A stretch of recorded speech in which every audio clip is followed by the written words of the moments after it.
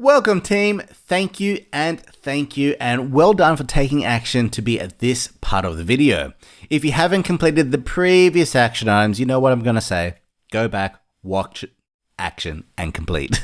As recommended in the previous videos, focusing on doing just one case study then going back and rewatching and actioning the next case studies is absolutely fine. So, how can you show your experience towards the pathway and competencies? Well, let me show you. For this section of the case study, an outline of some of the problems faced and the experience you have towards resolving these problems is going to be exactly that. And you will describe your approach to the project and how you were able to deliver on those objectives. This is where we'll see competencies relevant to the pathway with the explanation regarding what you did, how you did it, the advice, and detailing your analytical thinking towards that project, including other elements mentioned in the previous videos. Remember, case study 1 has to also include leadership, managing people, and managing resources. So now, from your mapping exercise, please copy and paste those competencies. It's your personal choice, but when I look at a case study, I like to be able to navigate easily. So you may wish to choose to add those competencies and then bold those competencies and maybe then give the explanation, or it could be bolded within the actual statement. Up to you, your personal choice here. Now, if you have been reviewing the application guide, you may see that there is a section under the final assessment mentioning the following: how you have applied your theoretical knowledge through professional experience, the what you did and how you did it, how you have acted in accordance with the RICS rules and conduct and possessed a high level of professional integrity and objectivity, and recognize your duties to clients, employers, and the community, are aware of the professional and commercial implications of your work, understand your clients' and employers' objectives, and have an up-to-date knowledge of the legal and technical matters relevant to your work that you do and the law of the region or country you practice in. Meet the competency requirements of your chosen pathway. While this is meant to give you context about what to expect in the final assessment, being able to strategically provide some context to those and about what you've done and how you have done it in your submission will obviously contribute in a positive way to your writing and overall submission. As you have already connected those dots, the assessors will see that, and it will help to obviously create a picture about your area of work and help to obviously make you remember what you did and how you did it, and that you have taken due care to show your range of experience. To take away something and to really summarize all of that, and disclaimer, this is summarizing, I'm not saying just include this, but a great statement and submission should show to include that on the project, you acted as a senior and provided detailed advice, knowledge, and skills towards a range of competencies from the pathway to your client and team. And you can show high ethical ability and have a thorough understanding from your years of experience towards the commercial implications, advice, and problem-solving abilities to successfully deliver the objectives of the project. So when writing, leading, and showing what you did, you can use some of those words to show and help the assessors and counselors easily identify if it's a level 2 or 3. Now you can use I have taken, I've undertaken, I've carried out, I've used, when preparing, I have prepared, when finding, I was responsible for, I provided. These are some great leading statements. And for level 3, I've advised, I've given advice, but you also may want to include that I produced and advised, I recommended and advised, and then further on, I instructed. And there's some others as well to show how that advice was formed. I reported my findings, I analyzed, I recognized, I provided providing recommendations. So these are some great examples, but the first example I will use is a level 2. Now in your application guide, we softly provide you with the possible questions you should be answering within your leadership, managing people, and managing resources. You'll find it actually here. Now using this page example, using these examples, you can easily link these statements to your statement, which you want to obviously answer. So how leadership and motivational theories can be applied in practice, it references it to here. How organizational design and communication strategies can affect leadership, it links to this statement here.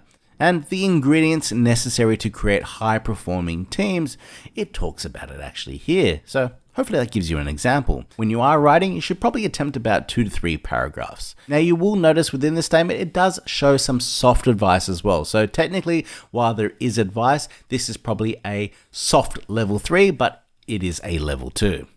Now for the managing people, you will notice there's 5 dot points. They closely link towards these 3 statements and paragraphs. Look at the keywords and how they link together.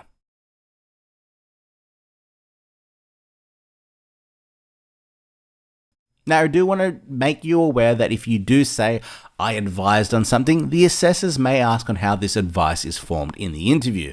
So be prepared that if you say something and it wasn't a part of your scope or you actually didn't do that work and it's advice that's been formed from another process or from someone else and you're just passing it on, without context to how that information or advice was formed, it could obviously cast some doubts to the assessors as well about what you actually did. But I'm not finished on giving you some examples.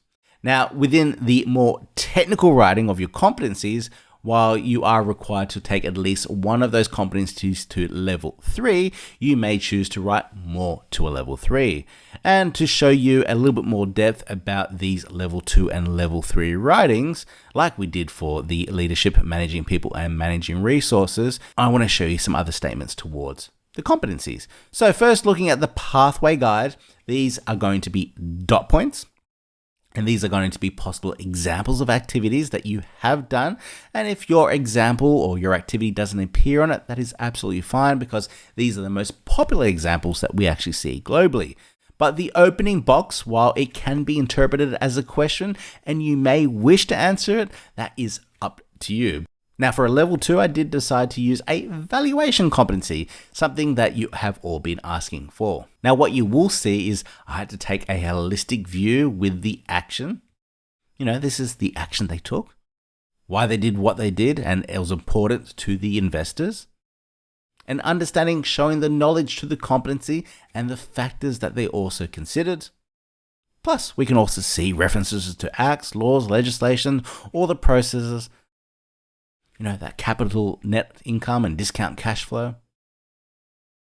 Then they further provide more context to the competency. Now you also will see that the statement also included leading statements, such as, I had to, it was my responsibility, I knew, I could, further enforcing that it was their action and their scope of work and responsibility.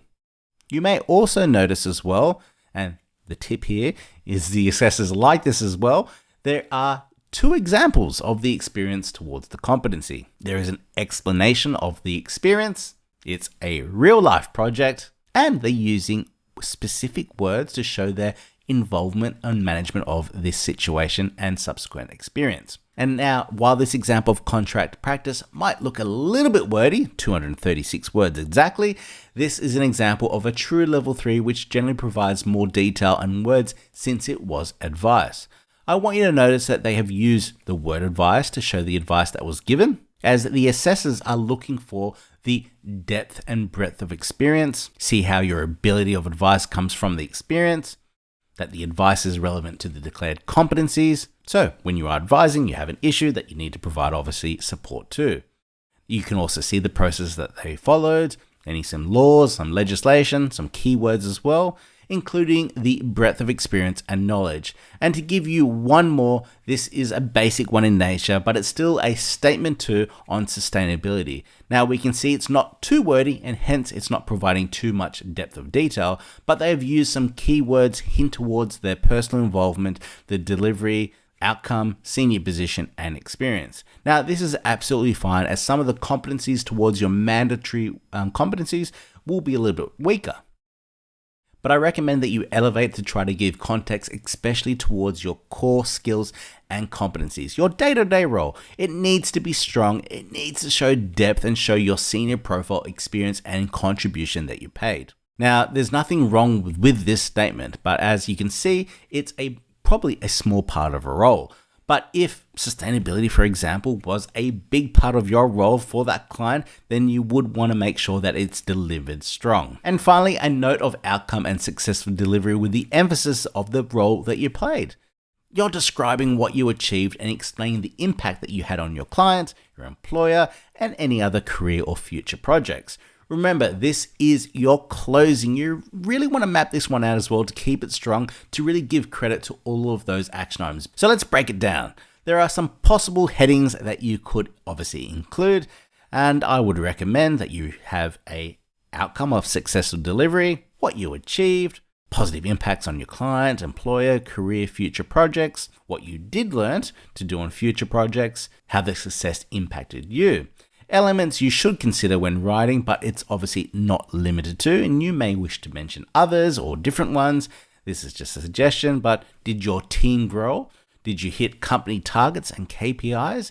Did it help you attract and retain more clients? Did it secure the existing client for future work? Did you record less disputes? How it brought extreme value to the client?